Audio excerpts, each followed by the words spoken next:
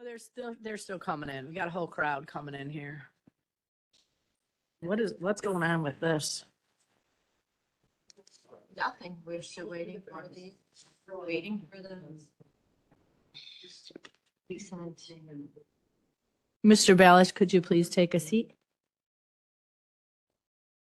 Thank you. You are here. Thank you. Good morning, everybody. I'd like to call the Will County Board Executive Committee meeting for August 8th to order at 10:11 a.m. And Julie, could you please lead us in the Pledge of Allegiance? Yes, thank you.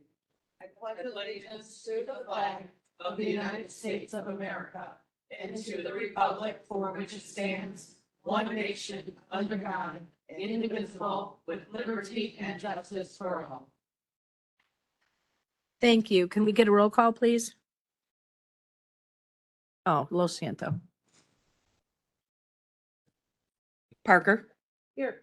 Balich, Berkowitz, Here. Dean Schlattman, Freeman, Here. Mueller, Pretzel, Richmond, Trinier, Van Dyne, Here. Williams, Ogalla. Here. You have a quorum. Thank you.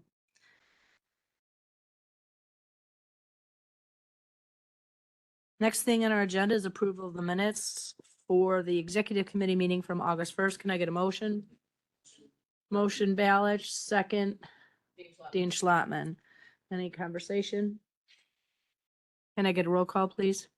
Parker, Yes. Balich, Yes. Berkowitz, Yes.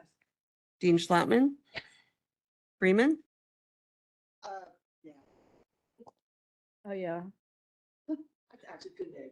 I couldn't access them. Oh, we'll figure that out. Richmond, we always have these crazy things. Trinier, Yes. Van Dyne, Yes. Williams, Ogalla. Yes. Motion passes. Thank you. Next, we move on to old business.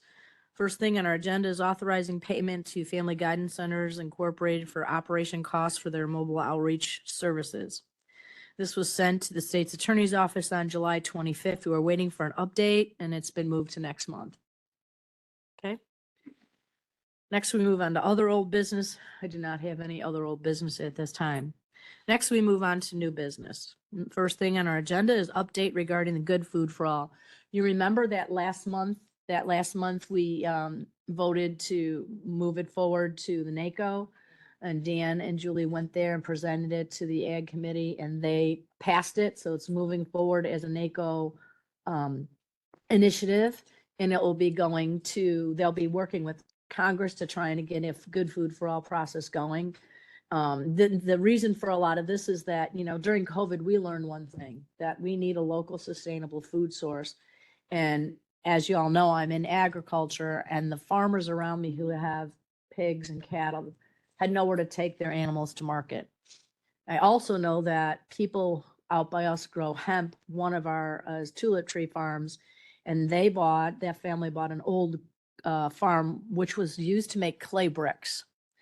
And the soil's terrible, but hemp is something, and when you grow it, it nourishes the soil and brings it back to a good quality soil. Well, obviously not overnight, but it takes time. So they do grow hemp, but they have to take it to Texas.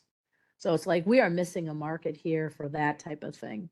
But this is really for the food to work on a plan that would help us regionally. So you saw the Good Food for All resolution that was proposed that Dan took to NACO and he read out loud. And today we have Bob Hoyer here. He's going to present some more ideas about this. And as we move forward, then we'll be moving forward to look at an alternative plan for Peatone, because we need to look at what we're doing with our land here in Will County instead of just saying, hey, you know what we're going to do? We're going to pave over every square inch. We need to look at other alternatives. So Mr. Hoyer, thank you for coming today. Appreciate that. Thank you. Thank you, Chair Ogalla. My name's Bob Hoyer. I'm Director of H&A Networks Consulting. We use community government and media relations services to help agri-food, nutrition, and conservation groups find success in America's regional economies. Chair Agala invited me today to talk about the Will County leadership opportunity emanating from this passage of the policy. The handout you've gotten, I've been invited, the NACO Ag Rural Affairs Committee, to provide an update on how Will County wants to proceed at the September 23rd meeting of the NACO Ag Rural Affairs Committee. And the message is that Will County is positioned to create a national model for how neighboring counties can collaborate to make locally sourced nutritious food more widely available. Before talking next steps, I want to first thank the board, as Chair Ogala said, for endorsing the resolution at the June meeting. And in particular, board member Winfrey, I spoke with her earlier that her participation in NACO's leadership really kind of clarified that there's a pathway for Will County to share a solution to a problem that's really faced by counties everywhere in the country. And as just was mentioned, you know, the need became clear in the spring of 2020 when COVID outbreaks forced the large food processors to shut down. And grocery shoppers nationwide were alarmed to see the empty produce bins and meat counters. And then pretty quickly, the systems were put back in place and people forgot what happened. But, you know, counties cannot afford to forget what happened. And that's the whole premise here about what's been learned from COVID, and that communities can never again afford to take for granted where their food comes from. The pathway forward that led to this idea of the policy was actually influenced by my participation representing the Evanston Skokie Public Schools 15 years ago on Governor Quinn's Illinois Local Food Farms and Jobs Council. At the time, the director of Illinois Human Services said, hey, access to locally sourced food is going to be part of the solution in case of emergency events. So people were recognizing this kind of problem, you know, a decade before COVID.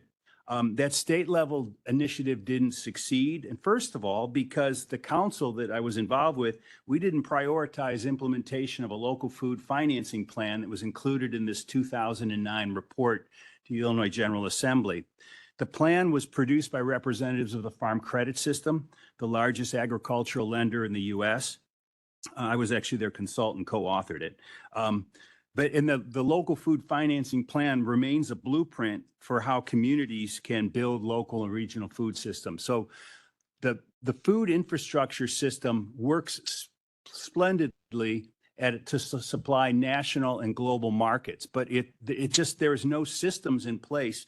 The demand to shorten the geographic distance between farm and fork is there, but the systems are not in place to create a regional scale infrastructure.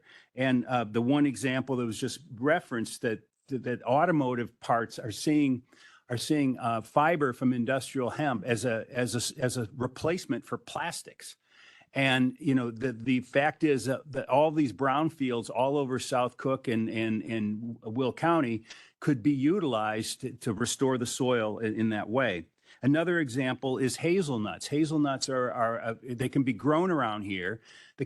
Chicago's like the candy company center of the world, I'm told.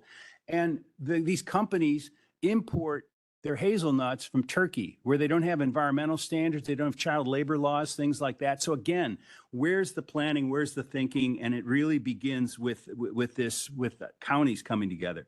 The state itself, figuring out what small scale farmers need to succeed. The state recognized the need. In 2022, the Department of Ag and Illinois Finance Authority applied to USDA for a grant to establish a small farm and food incubator fund.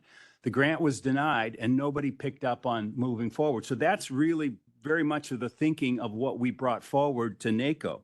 And it turns out that many of the letters of support for that grant in 2022 came from South Cook, Will, and Kankakee counties. In fact, the state official who led the effort said that in this area, this tri-county area, there's a critical mass of local food infrastructure, meaning local food groups, nonprofits that are there trying to figure out how we can help farmers. And one of the problems is that the federal resource delivery system, it's so fragmented. People are like, if you're working on one grant over here, another grant over there, by design, you work in a silo. So counties have this authority to bring people together, convene people, and first of all, get people talking together and then figuring out what we need. And then with the idea of utilizing this plan, updating it, and creating a pathway there for impact investment capital to supply the full range of needs. So we're not just dependent on grants. So one quick idea. So the idea is that Will, South Cook, and Kankakee counties could collaborate on using the convening power to bring together all these groups around a funding plan to improve soil health, food and water quality, public health, and local economies. One of the beneficiaries will be the county's health department, the collaborative food, the MAP collaborative, the food and access group. So you guys have all approved, there's like an ARPA fund that accounted for, I think, 20% of the cost for the community food infrastructure that was surfaced. Again, the MAP was utilizing its convening power, working with the land use department around the We Will Grow and getting community garden money on, bringing in all these networks. And so the problem is, okay, so there's $3 million that they need to go forward. Well, they can go compete with all these other groups for these limited public funds. But at the same time, why not getting and this is the idea here, let's get a dialogue process going with people.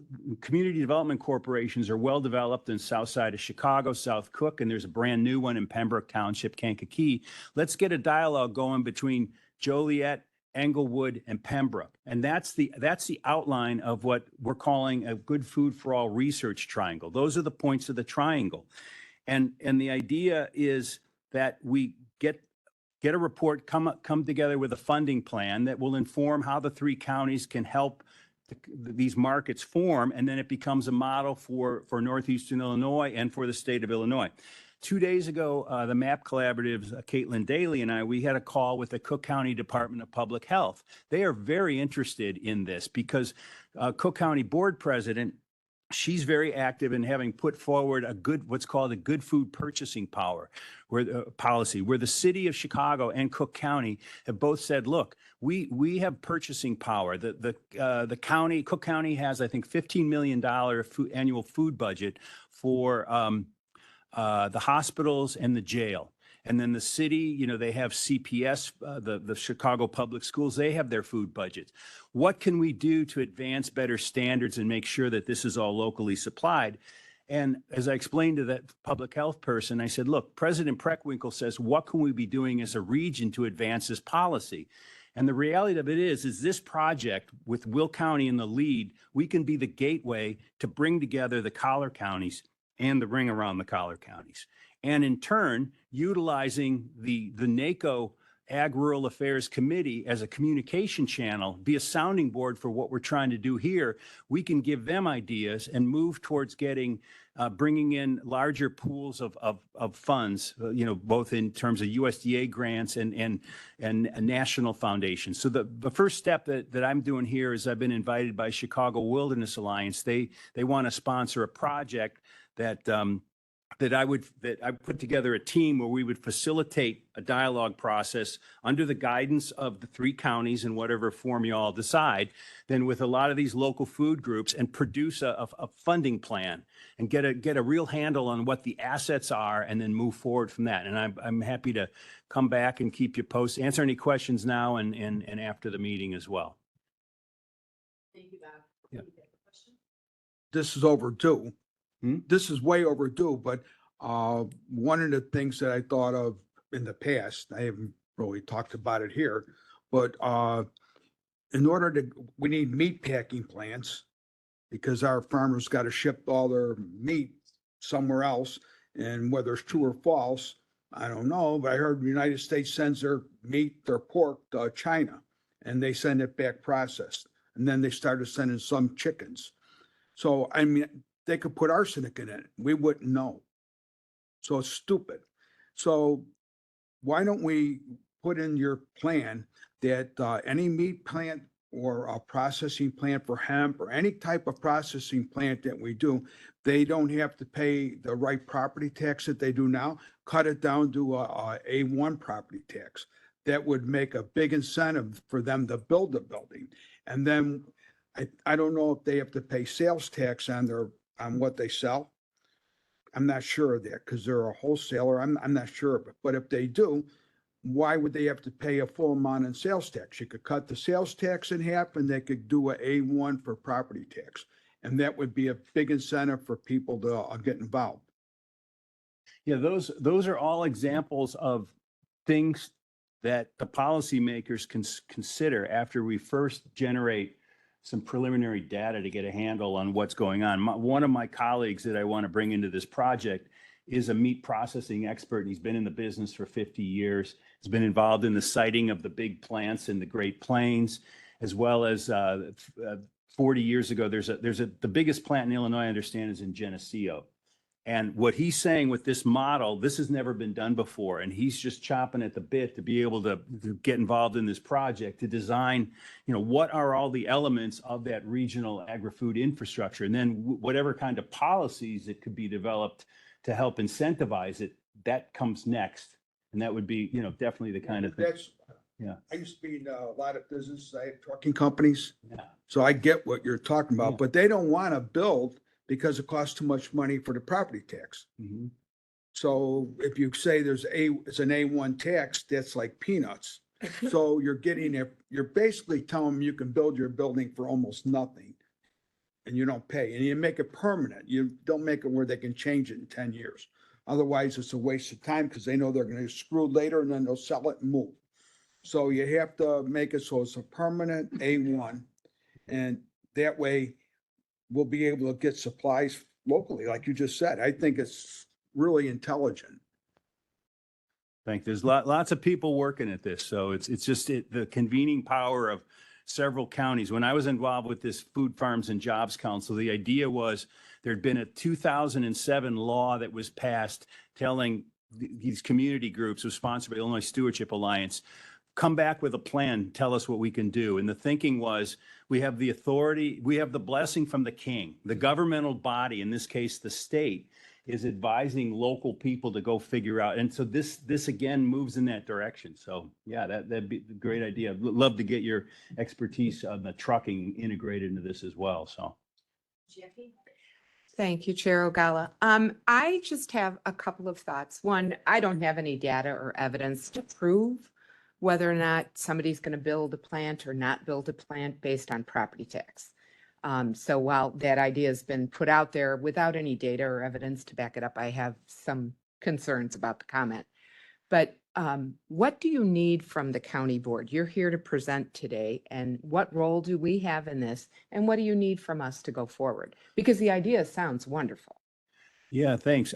I think once I have like a funding proposal, and even coming here as part of the plan, going back to them and, getting buy-in, I think like a letter of support for what the project, what it's going to be.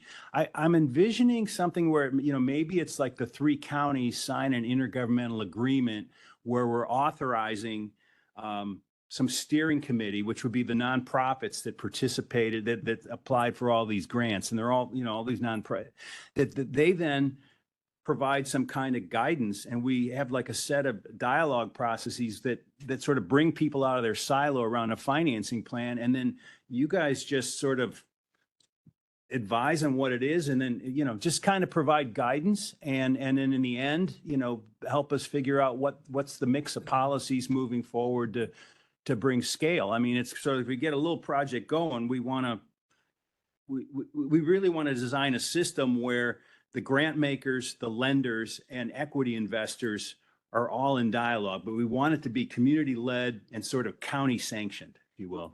So you envision us being a part of this Oh, steering leading committee? it. Oh, yeah, And yeah, then yeah. just a quick question. Yeah. I have 2 hickory nut bushes or hazelnut bushes on my property, and I have yet to see a blossom. If you have any thoughts about how I can make them move forward, I'd appreciate it. Thank you. Right, thank you. I will find someone who knows. So for timeliness, we have 2 other presentations today as well. I appreciate you coming today. I love the interest that the board has. Jackie, you asked some really great questions. I appreciate that. Thank you for that.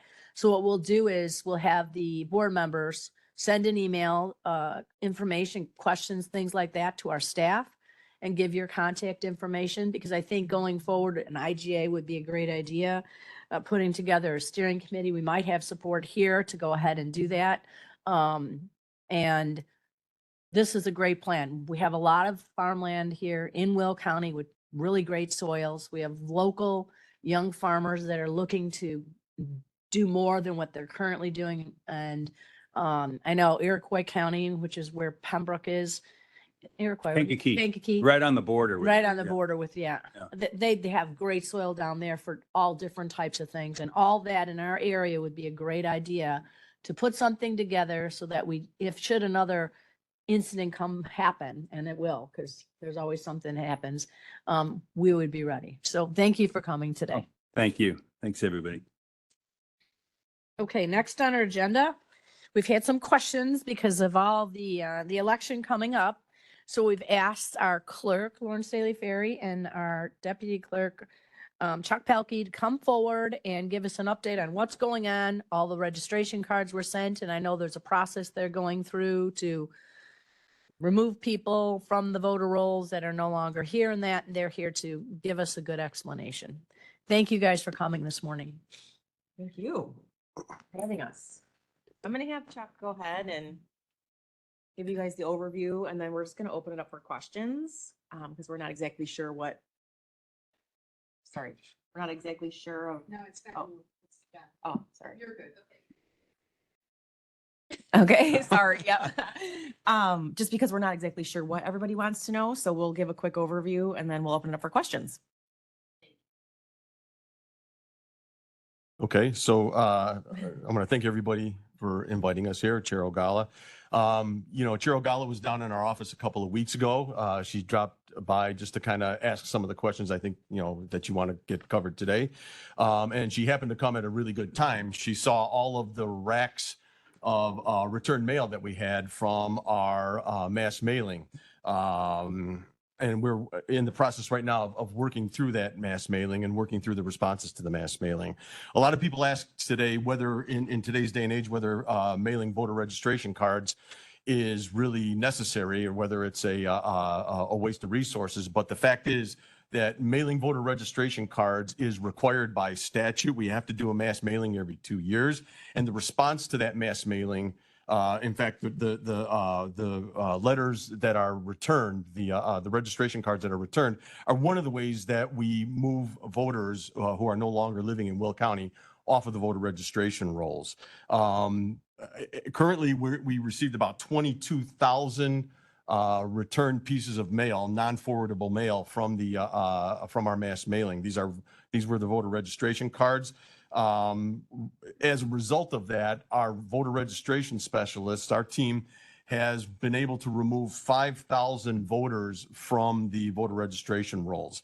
Roughly half of them were from living in Illinois. They had moved out of Will County into Illinois, and the other half had moved actually out of state. In addition, we had about 1,500 voters that we were able to update. They moved within Will County. They changed their name, things along those lines. So we were able to get updated information with regard to that. And finally, and most importantly, what we did yesterday was the deadline for what is informally called the purge.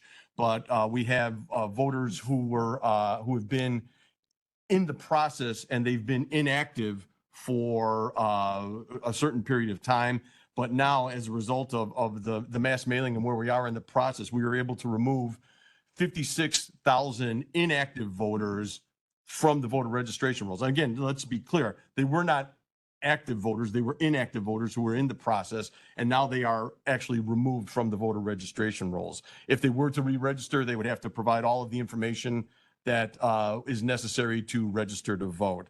Finally, the other thing that we're doing, well, not finally, one other thing we're doing is we're in the process right now of sending out 14,000 address confirmations. These are pieces of mail that were returned to us without sufficient information, forwarding addresses or any information that we might have that we would be able to respond or remove them from the rolls on. So we send out next a forwardable piece of mail to them.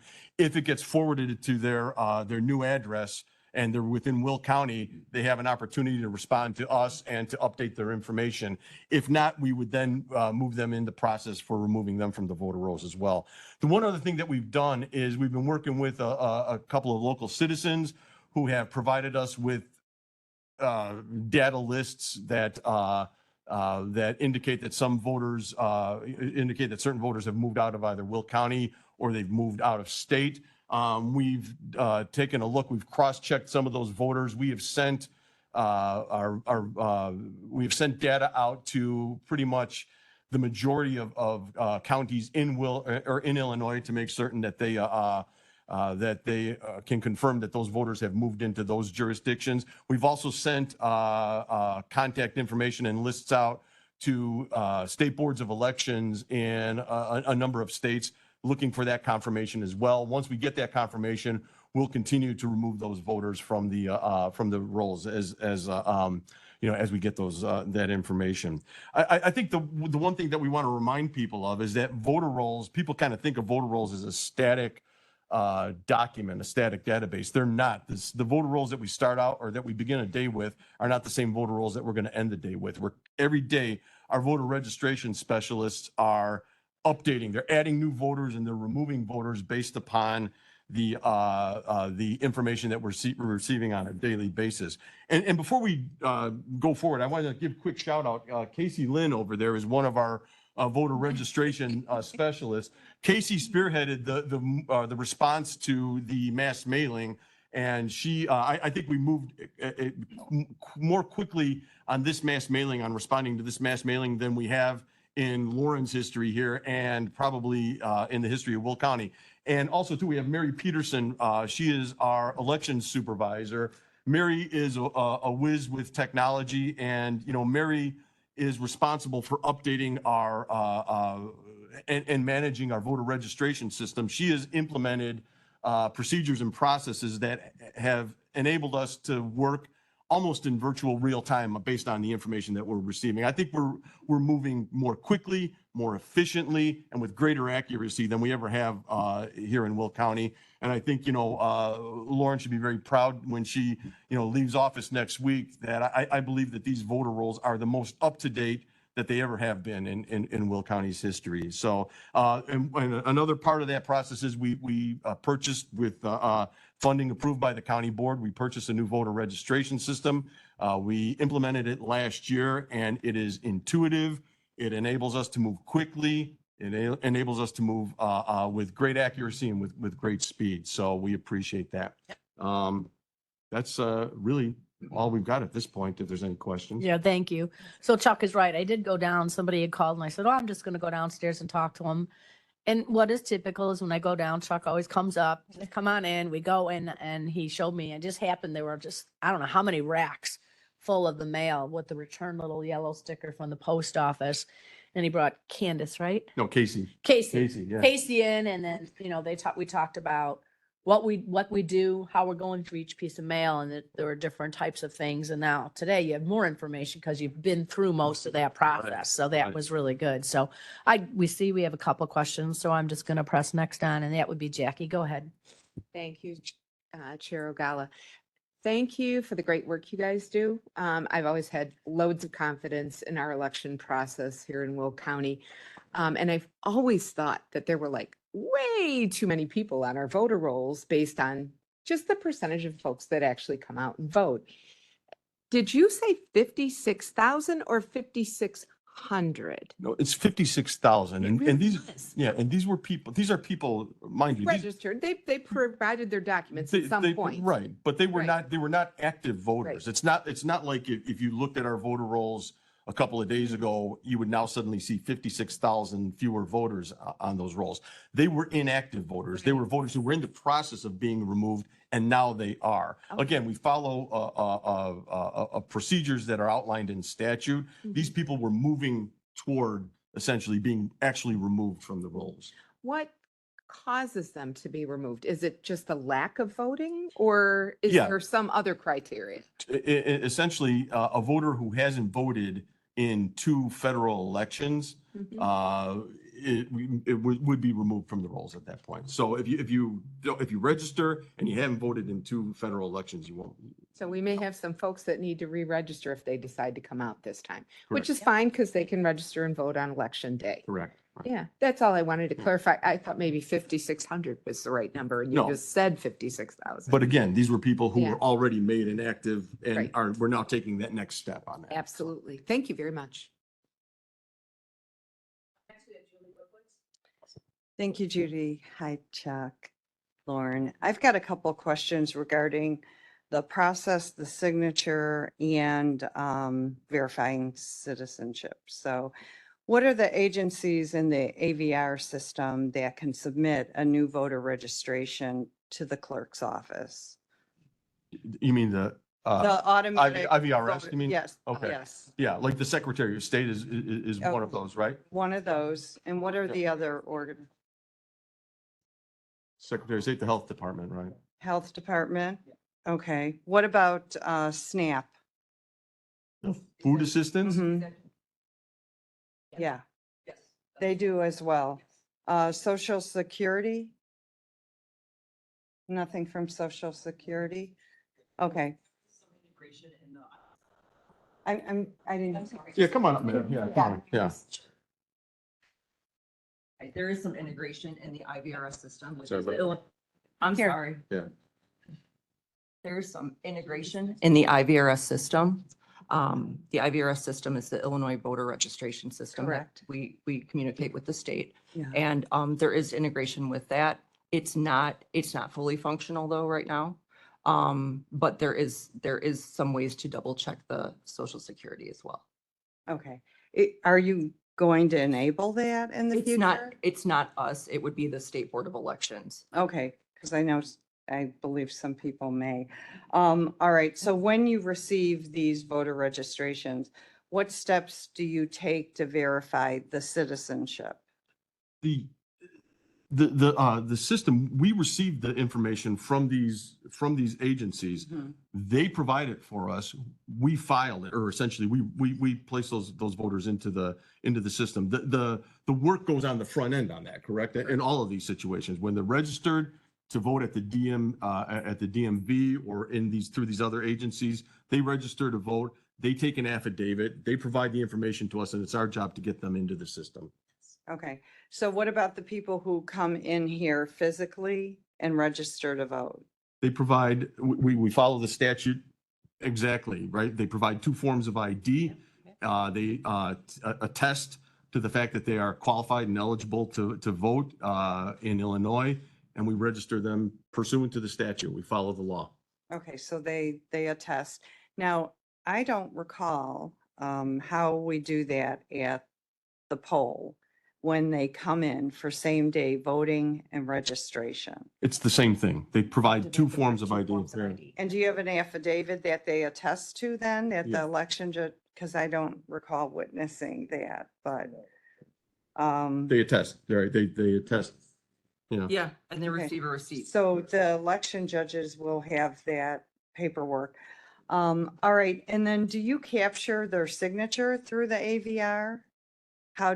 Through the IVRS? Yeah. How is the signature on file? It's a digital signature that's Okay. provided from the state board. Okay, so they provide it. Now, do they sometimes use a signature from a different source rather than a physical signature given at the time? Maybe a signature from another type of ID? We can't answer. You would probably have to ask them You don't know about the that. Yeah. answer to right. that question. Okay, all right. Other questions from the Secretary Um, of State. Yeah. Then with Or- all or the the- voter cards that have been returned, and I know there's been many, how are you preventing the ballots? I know there's certain window of time here. So how are you, what is your system to prevent that mail-in ballots will go out to those people if they've signed up for mail-in ballot? When a voter registers to receive a mail-in ballot, they have to be a registered voter. Their signature has to match the signature that we have on file before we'll process their application to mail out the ballot. And then when they receive that mail-in ballot and it comes back to us, we go through that whole process again. Their signature has to match the signatures that we have on file. No, I understand that. For the voters that you've got return mail, a lot of it. So how are you, what is the process to make sure that if they are signed up for vote by mail, that a ballot will not get sent out in the election? Once a voter is made inactive or once they're removed from the voter rolls, they can't vote. So they won't get a vote by mail ballot. They can't show, if they show up at the polls or if they show up No, at I early understand voting. that. So I'm just, I don't I guess I'm asking, you've got a bunch in your, maybe getting more every day, I don't know. Will you be able to, before ballots are mailed out, make sure that if any of them have a mail-in ballot going out, are you able to prevent that ballot Yes. from being? No mailed? one who is not registered to vote right now or inactive will receive a mail-in ballot. Yes, we can guarantee that. When we take them off of the voter rolls, when we make them Right, inactive, they right. will not get a vote by mail ballot. Okay, If they've registered for the permanent list, right? All that goes away. They will not receive it until they come back in and provide the necessary documentation to get themselves back on the list. Right. correct. So you're performing all the steps to make sure that all those people are placed on the inactive list Correct. Yes, and possibly removing them. yes.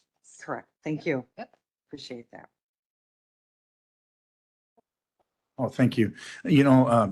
Thank you for coming in and giving us some information on how that process works. And I know time is flying by. So Lauren, I just wanted to say, thank you for everything that you've done for the office. I know it's helped out me and probably the committee to understand how the process works. And I think you've done a phenomenal job. And I just wanted to thank you, and you will be missed. So. Thank you very much. Thank you. Thank you, everybody. You wanted to be, Joe. Joe's got to get out there. That's okay. Thank you guys for coming and clarifying. I know it helped when I came down, so it made sense. There were still questions. And then you're further in the process than you were when I came down and when she was dealing with those piles of wrecks. I mean, it was amazed how many did get returned. So, but that's good because it showed me that, hey, these are coming back from the post office. This person's not living there anymore. They're boarding, stop boarding. So now they become inactive. And then if somebody moved in Will County, then like you said, you sent out those additional ones. So that's a positive. So, yeah. We're always open too. Yeah. When county board members show up, if I'm around or if Mary's around, Yeah. we're going to invite you in. We're going to answer whatever questions you got. We'll show you whatever you want to see. I mean, we're glad to help people understand what it is that we're doing. So. Yeah, I've always had that when I've come down. I appreciate that, you guys. Jackie, you had an extra question or comment? You brought up something. You said that, they're made inactive if the mail comes back. Let's say I was made inactive. You don't send me my vote by mail ballot, and that's fine. I understand that. But now I show up at the polling place. Do I now have to re-register? Yes. Okay, so inactive is basically being taken off the rolls. Sort Well, of. Yeah. You could still vote a federal ballot. So it still allows you the ability to vote a federal ballot.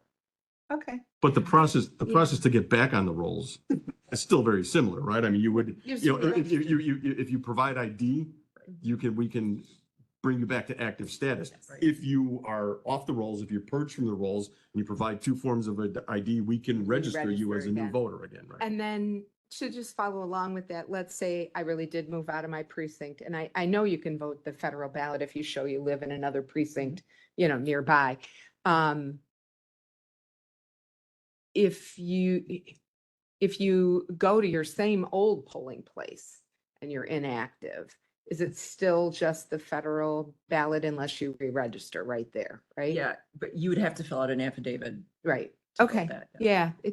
I remember all the steps from all the different Great. trainings. I mean, I've been an election judge. I've been somebody who watches what's going on in the Right. polls. So yeah, and a voter registrar as well. So, but this conversation about inactive and purging them from the rolls, we haven't really delved into that too much. So it's kind of good to get this information because then you can help a voter, especially if you happen to be there when they're trying to vote and they don't understand why they can't. Right. And that 2 years or missing 2 federal elections, I didn't know that was a thing. I don't think that's ever been mentioned before. Yeah, and I've been here for a minute. Thank you. And that has the follow-up question. I do. Jackie brought up mail-in ballot. Can you refresh my memory? Do you have to request a mail-in ballot or do some people automatically get them? People can they can elect to place themselves on a permanent vote by mail list. As with everything that comes down from the state, it gets a little confusing, given the different types of election. You could decide you want to be in only general elections. You can decide you don't want to be in primary elections. You can do all kinds of stuff, and it gets a little confusing for the voter. But the bottom line is they can request to be placed on a permanent vote by mail list. If they are placed on that list, they will get all the ballots that they have requested on that to be in on that. Yeah, and they'll receive it. Yeah, and then when it comes back to us, again, the same process. We're confirming signatures and whether their status is active at this point. Can I just say one more thing about Casey Lynn? When Lauren started, the first year she was here, she started what we call a student ambassador program. Casey was one of our inaugural participants in the student ambassador program. She worked with us as a student ambassador through the pandemic, and we were really pleased when we had a spot opening up on our voter registration team that Casey applied for it.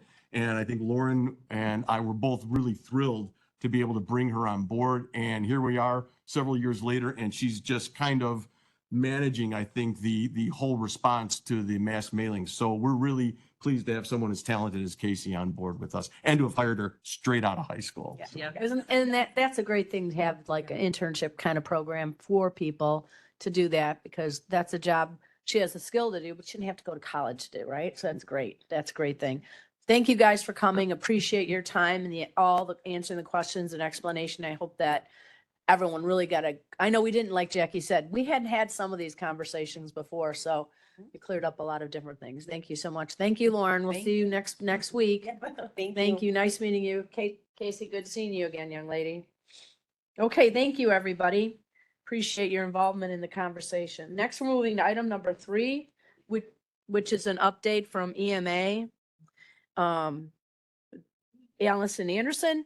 So we've been talking during the crazy time that we've had here because of all the tornadoes that have happened. And our EMA was very busy during that entire time.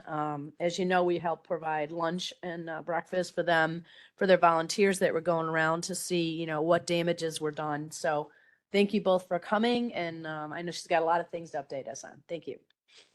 Well, thanks again for having us. A few weeks ago, Will County was under a severe weather watch. Monday evening, we got placed into the watch very late at night. Turned really quick on us about 9 something at night.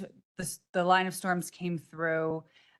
Within 45 minutes, it seems like now there's 41 tornadoes that have hit the Chicagoland area. Will County was home to 7 of them. Only 7.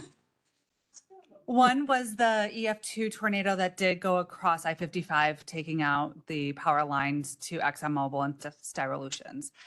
So all at night, this is kind of what's going on between that 9:30 to early morning of Tuesday. Tuesday was actually our nuclear exercise that we have every year. And so we actually postponed that exercise for the first time that we can ever remember. If you actually go back to the first slide, one of the things that we did do in one more down, sorry. Yep, that one. One thing that we've started to do is work very closely with our GIS department, and we came up with a dashboard survey for our municipalities. So very early in the morning, this is what they thought they were reporting to us. Everyone was either red, yellow, or green. We had no reds. And we're like, okay, Will County's in pretty good standing, right? So if you keep going down, as the day progressed, we started to learn. Silver was on generator power. St. Joe's was on generator power on and off throughout the day. Morning Star Mission had no power. We started to get more and more calls to our emergency line. So the day started out yellow and green, and by the end of the day, we were probably teetering on that red area. We had about 200,000 ComEd customers without power. That's not individuals, those are just individual accounts. So your house is one account, right? One of the hardest hit areas was this Ranch Oak subdivision in unincorporated Manhattan. That's an area of responsibility that is the county owned. All other municipalities, that the area of responsibility really lies within each one of those jurisdictions. So Ranch Oaks quickly became ours to own. They had no power, and because they were unincorporated, for any of you that are familiar with unincorporated neighborhoods, they don't have their own water system, right? Municipal water system. So they're all on their own independent water system with no power. They have no water. The other thing that was very unique to Ranch Oaks is that they shared a municipal septic system. Like their own like private like sewer system for that Yes. neighborhood. So that had no power. So it became a little public health emergency there. They can't wash their hands. They can't use the bathrooms. So we tried very hard to get some resources out to Ranch Oaks. We got them porta potties, we got them hand washing stations, and we opened up a school nearby so they can shower and just feel a little refreshed. Those little basic needs went miles in Ranch Oaks.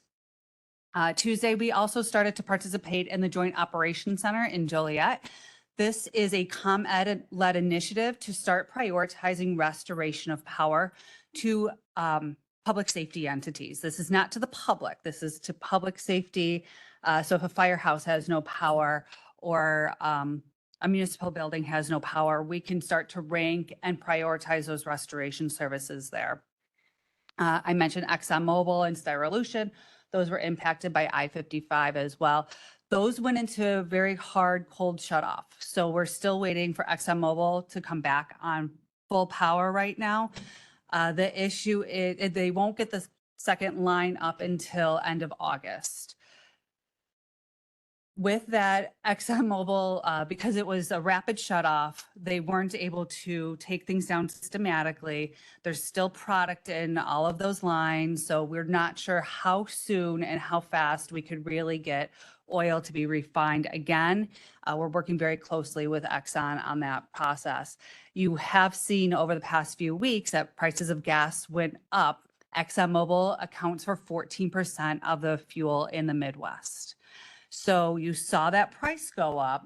Now they've enacted that emergency purchasing power, so the fuel prices have gone back down.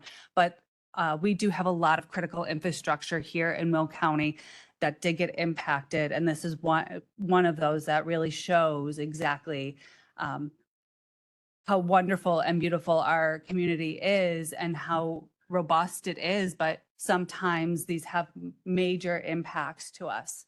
As Styrolution came back on power that weekend, they had some flaring of styrene. It was a localized incident handled at the local level. Our fire department's Mavis 15 was out there putting some water on that, so it didn't vaporize and cause any more health concerns. It's long term. What we found out late in the day on Tuesday was that we had 2 nursing homes without power. This is something that just tears at my heart because each one of these nursing homes is supposed to have an emergency operations plan. They're supposed to have generator power. They're supposed to have all of these resources ready to go. There was no plan. They were taking patients to the hospitals to cool. So that became a big impact, especially with our hospitals on generator power. They were on bypass too, so they're not able to accept all these patients. We do know because it is July, it is hot. There is no air conditioning in these units, right? And heat has very negative effects, especially on our vulnerable population like our elderly. So it was critical for us to get out and deploy some resources. So you'll see here that is a picture of all of our, or some of our cots that we deployed out to Willow Falls. They ended up doing what they call an internal evacuation, taking their residents from the highest levels and bringing them down to the lowest levels, providing some chillers. We provided generator power as well, so they can start to cool off and that they're not overwhelming the hospitals too. So IDPH was not very thrilled. The hospitals were not very thrilled that they were seeing an influx of patients with no medical conditions. There wasn't anything they can do for them, so they have to send them back on their way. So we mitigated that issue. Very shortly after we got our generators and cots set up, within, I think, 30 minutes, the power got restored. So we've worked very hard with ComEd through this entire process to ensure that all of our senior living facilities can be restored. If you want to go to the next slide. Wednesday, we're still moving into that, or still in that recovery phase of our operation. Monday was really our response phase, Tuesday into recovery, Wednesday even more so. Again, those long-term care facilities got restored overnight. Those food services, hand washing stations, and all that was delivered to Ranch Oaks on Wednesday. Then we found the Pearl of Joliet, again, no power. Another long-term care facility, no power. The city of Joliet reached out. They asked to assist us with some feeding operations in the city of Joliet at Victory City Church. We coordinated with the Salvation Army and the American Red Cross to provide over 1,000 meals to those residents. These are residents that were on the high SVI index, low income. They may have just had food in the refrigerator, and now because of the power outage, the sustained power outage, that food's no longer good, right? You're throwing things away, or you're grilling out, or doing whatever you can. These residents didn't have much, so the mayor really wanted to replenish their fridge. We also found that Holstein Human Capital, another low-income housing complex within the city, had no power. We were able to provide 700 cases of water, and a lot of that food that was delivered to Victory was actually delivered over to Holstein as well. The big task for us was we needed damage assessment. We needed to know how bad was, because FEMA's coming to town very fast on this initiative.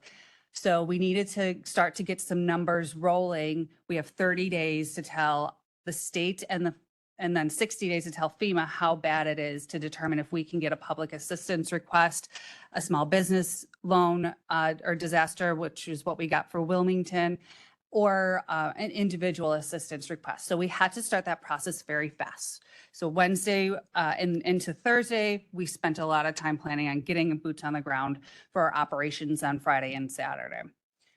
One of the biggest challenges is there was so much debris on private residents. We were not able to assist.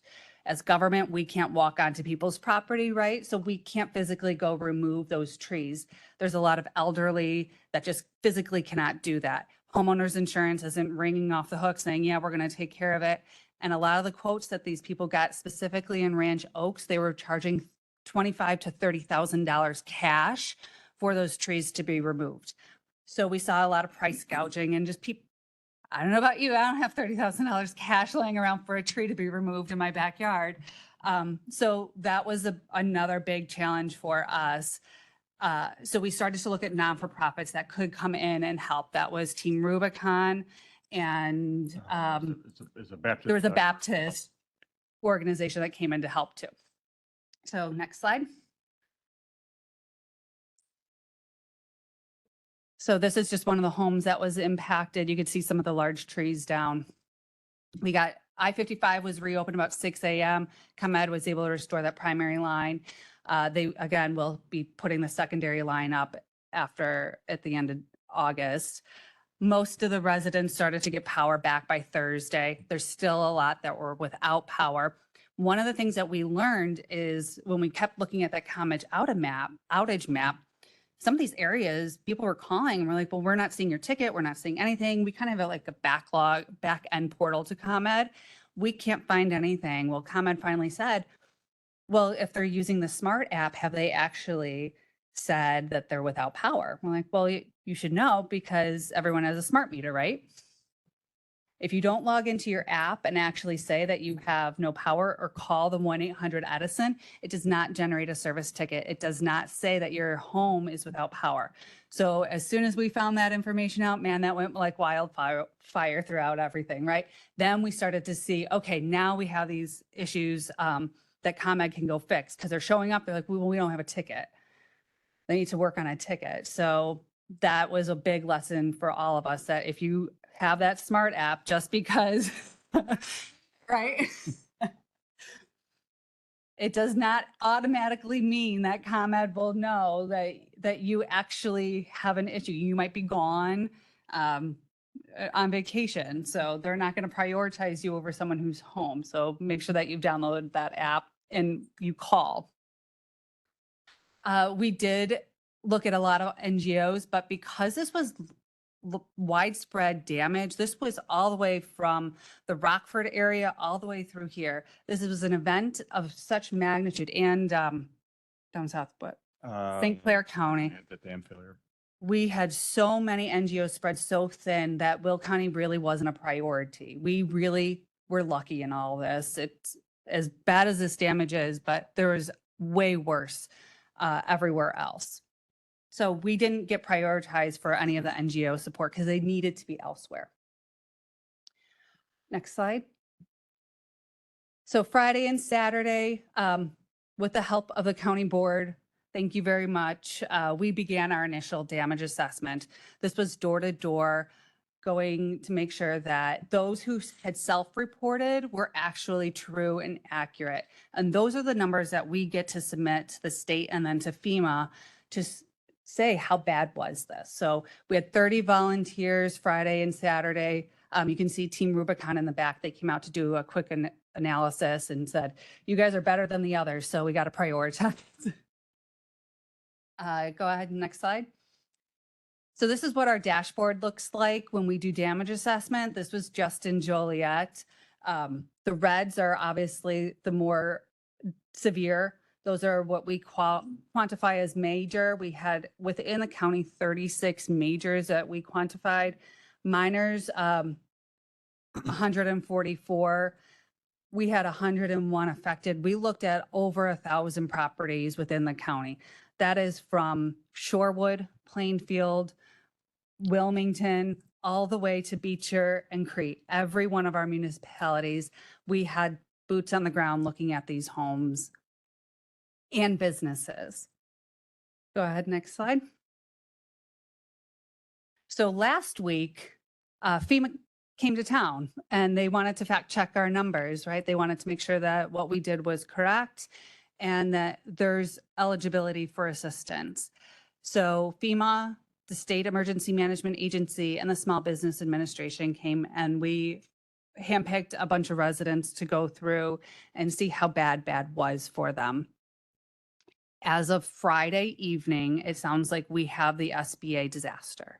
Now, what we are also looking at is the potential for the state to qualify for an individual assistance, which would be very unique. That is essentially those FEMA checks to the individuals, which is a huge win for our residents who have been impacted. The SBA is a low interest loan. People still have to repay that. This would be that extra cash in their hand so they can repair that, the damages truly without having to take any interest on that. So hopefully within the next few weeks, we'll know exactly what we've qualified for.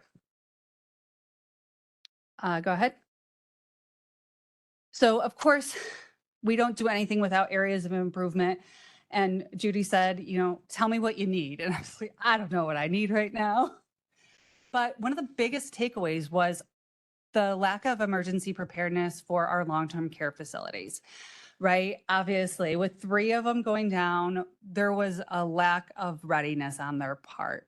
So anything that we can do to help enhance that, that's been an initiative of ours for such a long time.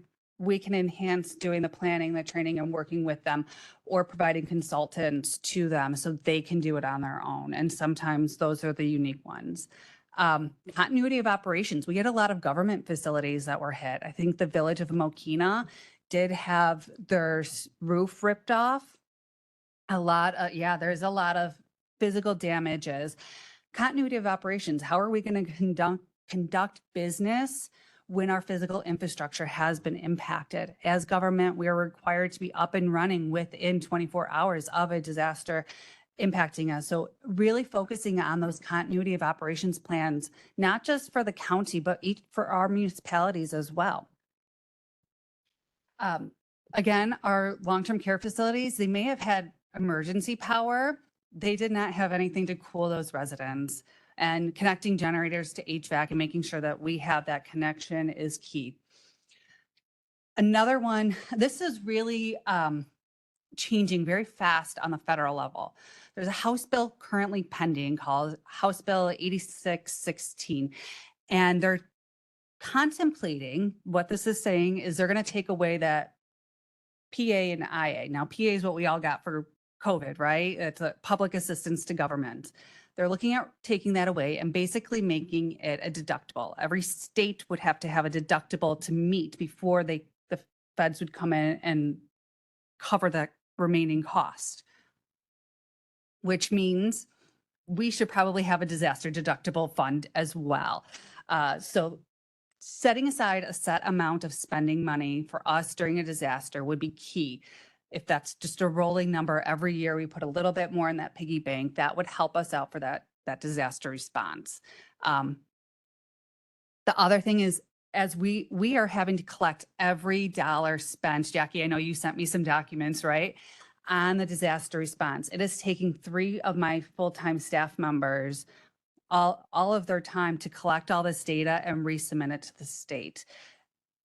That is on my emergency management team. There's 7 of us. Right. So taking 3 people out is a heavy burden for us to manage all of that. The fun fact about all of this is Monday, the 15th, the day that the storms hit, all of our grants were due. So if we had been one day earlier with the storms, our grants would not have been able to be submitted to the state. So we have to be able to pivot in my world, that it can't all fall on one shoulders, right? We have to have someone dedicated to finance in our department to really be able to say, I don't need you to go out into the field. I don't need you to run in the emergency operations center, but someone to sit there and just say, run the numbers, right? Crunch the numbers, take care of all the paperwork. Purchasing ordinance is another one, and the EMA ordinance is a good one to be updated. I know the state's attorney's looking at the EMA ordinance right now, but purchasing ordinance, I have probably $15,000 worth of bills right here just from this event, and 10,000 is porta potties, right? So $20,000 is really tight right now when it comes to purchasing stuff, especially in a disaster. And I just want to take another critical look at what that says. If we have not declared a disaster for this event, it never reached that threshold where we were out of capacity. We couldn't do anything. So we're still working on the original purchasing ordinance versus the emergency purchasing ordinance. So looking at that, I mean, like I said, $10,000 has just gone to porta potties and hand washing stations in one event. One ask that I've actually put in the budget, and I'd really like your support on, is a community outreach person or a life safety educator. This is something that a lot of our fire departments actually have. They go into the schools, they do the stop, drop, and roll, create your emergency plan. We really want someone out in the schools doing the exact same thing for emergency preparedness. We want to breed that culture of preparedness in each one of our schools. So that's in our current FY25 budget request. I'm asking for your support too. Number 4 is our mobile home parks. One of our mobile home parks, the residents called Tuesday. Yeah, the day after. The day after. They had a community center that they were supposed to be able to go to in the event that there's severe weather. The manager locked those doors and refused to let them in. I'm sorry, that should have been in my other slides. But yes, as an individual, as a human being, that is terrible, right? We know that these mobile homes tend to become projectiles during tornadic events, even straight line winds. They just get uplifted and they move on. So really the safety of our residents is paramount here. If there's an ordinance that we could put into place to allow or require those communities to be open for safe shelters, that would be huge. Our number 5, our little command van. If you've seen our command van, our really big one, it's really big and it doesn't navigate well into some of these smaller areas. And we found out that it's really hard, especially during these debris events, to really get into those places. So we're looking at like a mini version that can get in quickly and go.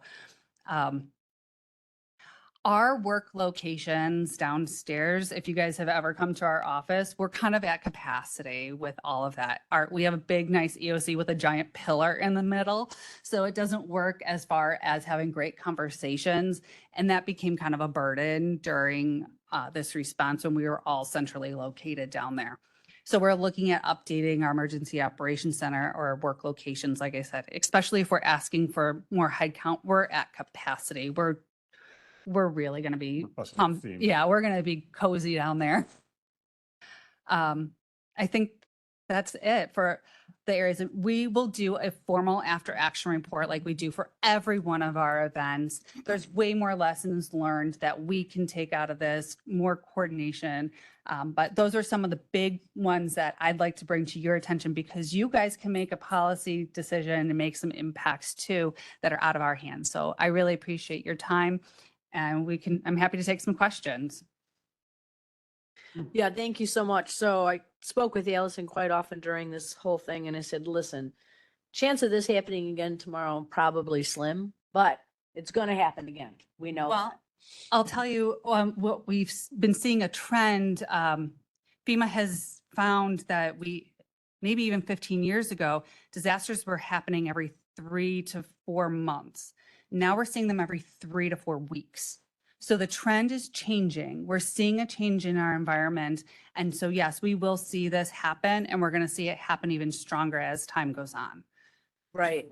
Another thing, if you could just please explain, like for residents who have a situation at home where they have to have electricity, what can they do with ComEd? Oh, yeah, that was a huge takeaway too. Before the storm, now is a great resource. Call ComEd if you have family that is dependent on any electric devices. ComEd has a program where they can deploy generators to those residents. Can you make us a social media? I will do my very, very best. This was something that was not greatly advertised. I don't know that, neither did I, but I was on the phone dealing with all of these long-term care facilities and individuals on oxygen, families that have COPD, all of that. And ComEd's like, well, if they're on our program, we can prioritize them and get generators to them.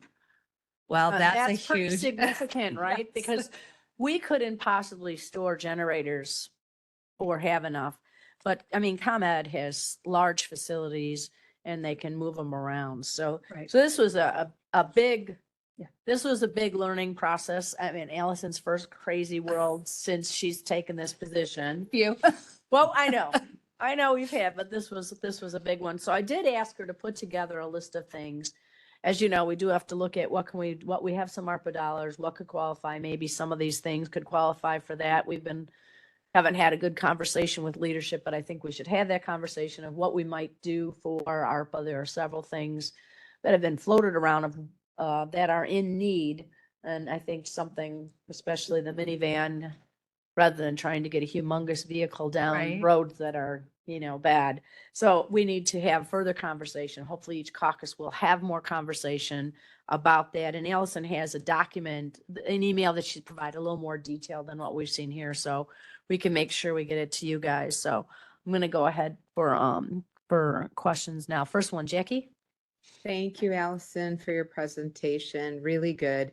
I spent my first 6 years of life in Justice, Illinois, in a mobile home park. It's still there. It's a beautiful facility, Sterling Estates, I think.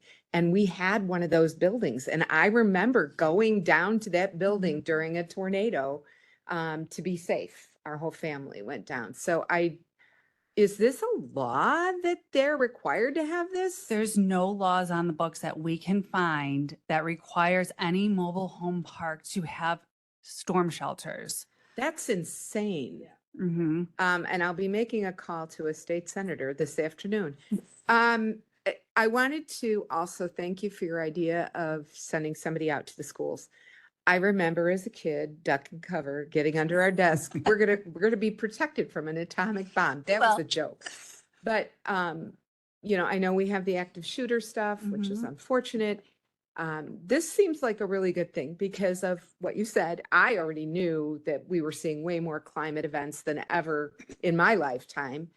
I didn't know the numbers. So I appreciate you really honing in and letting us know it's 3 to 4 weeks, not 3 to 4 months anymore. Because I do think that this kind of education is going to be crucial to the future. We don't want, these kids are going to grow up with a climate that's much different than the climate I grew up with. I mean, we might see a tornado in May once a year in the area. That's it. You know, it's different. Well, I'll tell you, our area, one, is ground zero for most number of billion-dollar disasters every year. The Midwest is ground zero. On top of it, tornadoes do occur every month of every year at every time of day. Specifically, those nighttime ones are very dangerous because you just can't see. The other initiative that we really want to push is everyone believes that the sirens are what's going to tell you to take No. action. And we have to re-educate people that sirens are really antiquated technology, right? You have to have multiple methods of receiving emergency notifications, whether it's your phone, a weather radio. Sirens are really, I mean, they came out of this Cold War, right? I never heard one the night of the storm. And it takes a person to hit that button a lot of times. So we really are going to be doing a campaign to re-educate people that sirens are not your action. That is if you're outside and you don't have access to a television or your phone or a radio to go inside and tune in and figure out what's going on, take action. Yeah. I really appreciate everything you put together for us. Really good ideas too on ordinances and so forth. It's just interesting. We have a neighbor, they put up a new shed, or actually maybe it wasn't even all that new.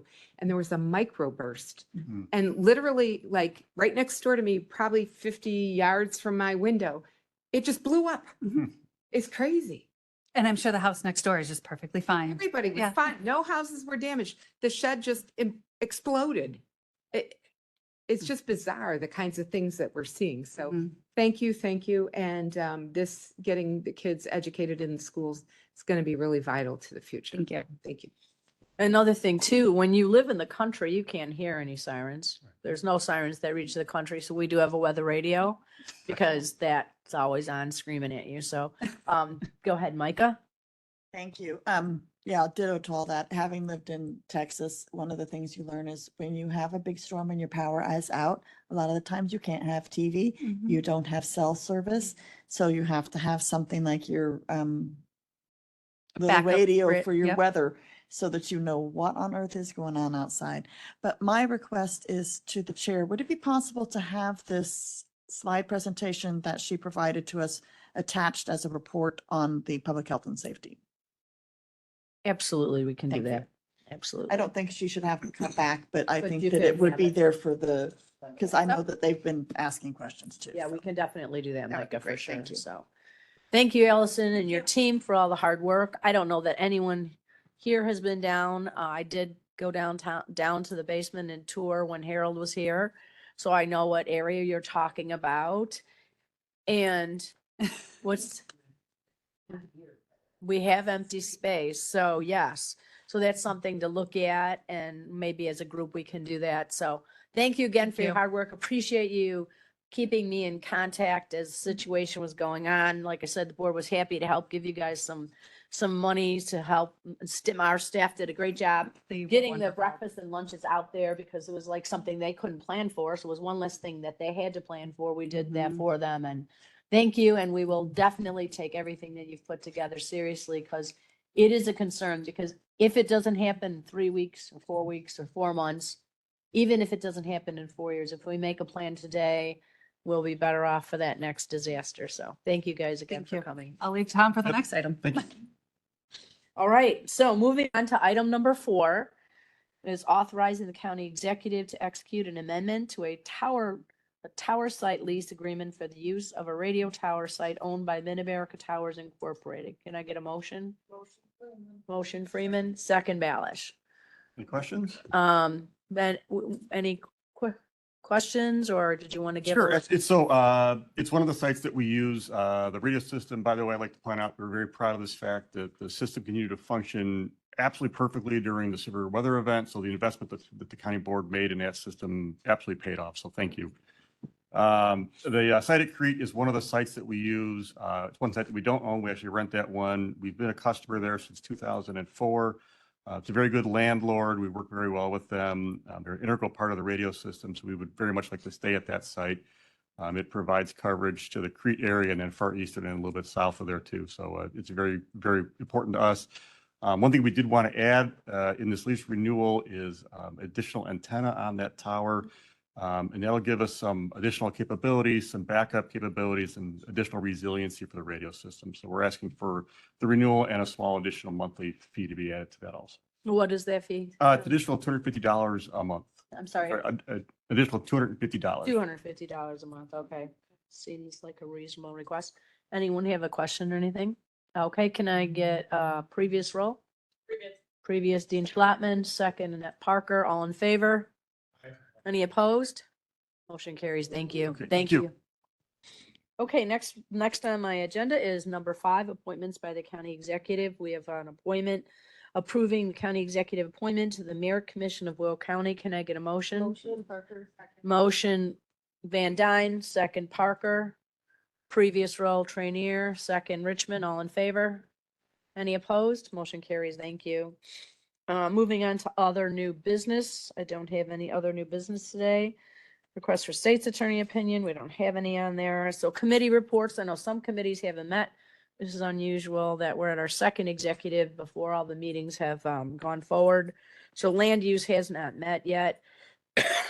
But Julie, you want to go ahead and? Thank you. Go ahead, Julie. Thank you. So Frankie will be out of town next week. So we will need to save space on the county board agenda for 3 zoning cases and 1 resolution. Would you like to make a motion? I'd like to make a motion. Motion by Berkowitz, second by Schlattman. Previous roll, Van Dyne, second Freeman, all in favor? Aye. Okay, motion carries. Thank you. Moving on next to Finance Committee, Chair Richmond. Would you like to put press your star, please? Or no, we don't have stars anymore, do we? More stars. You're no longer a star. You're just a little picture with a voice. Yeah. That's fine. So we had our meeting. It was relatively standard. Probably the highlight of it is Karen gave us with the financial auditors, gave us our presentation. We're in good standing. Everybody should have a copy of it. The first part of the book is probably the most important part that you want to look at, and specifically pages 22 and 23. So if you have any other questions, feel free to catch me afterwards. Thank That's you. it. Joe. Appreciate that. Next, we move to Public Works and Transportation. Joe, go ahead. There's really nothing to report. Just Standards. Standard, simple items, all voted unanimous. Thank you, Joe, for that. Next, we move to Public Health and Safety. Chair Freeman? I do not believe we have anything to bring forward, but I would like to remind everybody that on our September meeting, we will be having the side-by-side burn. So just invite your friends and family and neighbors and people walking down the street. Okay, next we move to Legislative. Chair Berkowitz. Put your mic on, please. Thank you. Thank you. So we're going to be working on our state legislative agenda, bringing that forward, hopefully for completion by October. Right, and today we heard that we could put forward an ordinance for the mobile home communities to have something. The mobile home community she was talking about is very close to where I live. And the people there ended up breaking a window to get in because they wouldn't let them in. This building has a basement so they could be safe, and they did not let them in. That's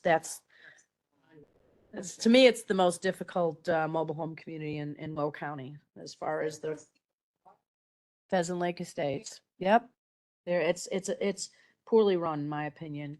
Okay, thank you, Chair Berkowitz. Next, we move to capital improvements in IT, and I know that Metta's not here, but we have the Vice Chair. We'll do that at the end. Okay, yes, thank you. There was nothing to bring forward. There was updates on the building throughout the county, but nothing will be on the agenda. Thank you. Next, executive, you guys all heard that today. And the next one we have is landfill. Chair Dean Schlattman. So we've been discussing the solid waste plan in the landfill committee. And so if anyone would like to, everyone should have, I think, received that. So you can look through that. if you have any questions, comments, concerns, you can send them to me and to Kim.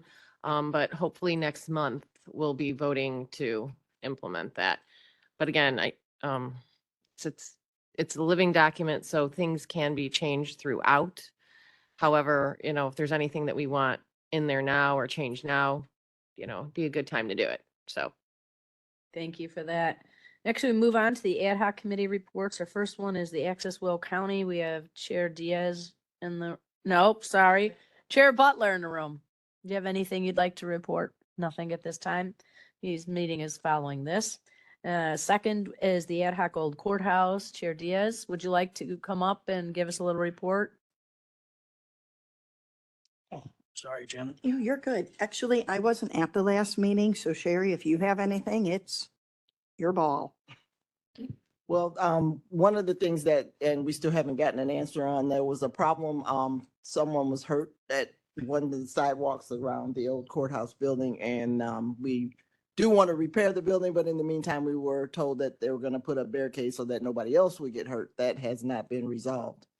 And yeah. It was discussed at Capitol. I understand it. It originated with us. I didn't know if you were there. Yeah, I was there, but it still has not been resolved. So, and we did, Board Member Logan presented us with some ideas on, some things that could possibly be done with the old courthouse space. And, still a lot of discussion on some of the issues that, have been previously discussed, so.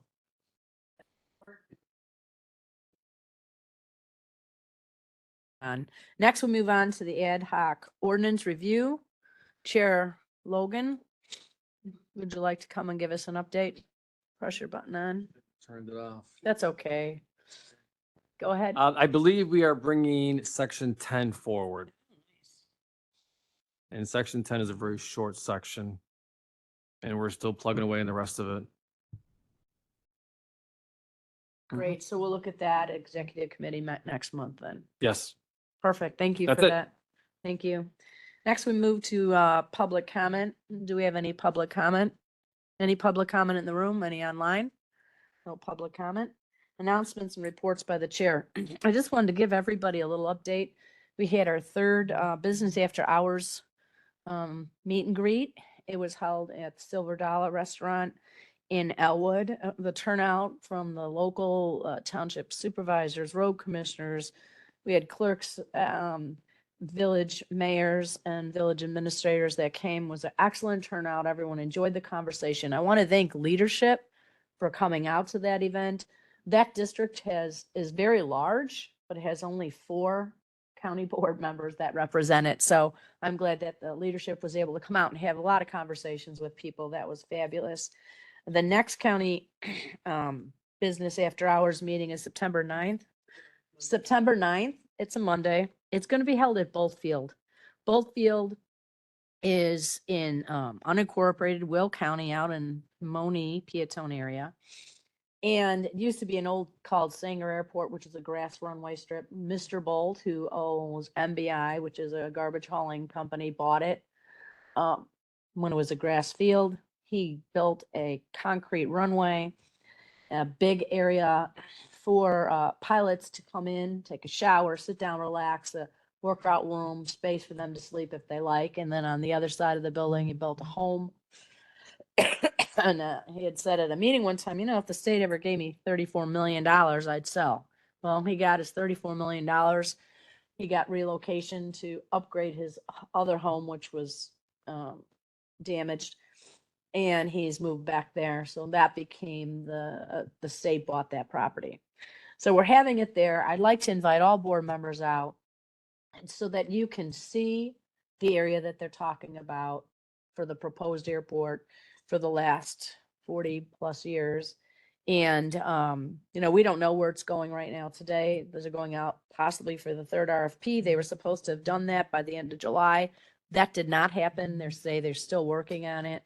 So I think it'd be a great event for you guys to come out, get to see the facility, maybe have some conversation with the locals in the area about that idea of the airport and figure out where we want to move with that. And so I'm inviting all of you. You should receive an invitation via email. Please check your email for that.